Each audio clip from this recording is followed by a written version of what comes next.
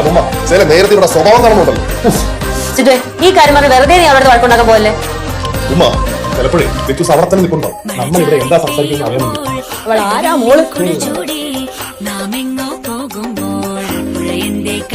എന്റെ അമ്മ ഇവിടെ ഓരോ റെക്കോർഡ് വെച്ചിട്ട് ചുമ്മാ വഴക്കുണ്ടാക്കുമോ? കൂടെ തന്നെ അവിടെ അടുക്കാലോ നോക്കിക്കോ എല്ലാത്തിനും കാര്യം.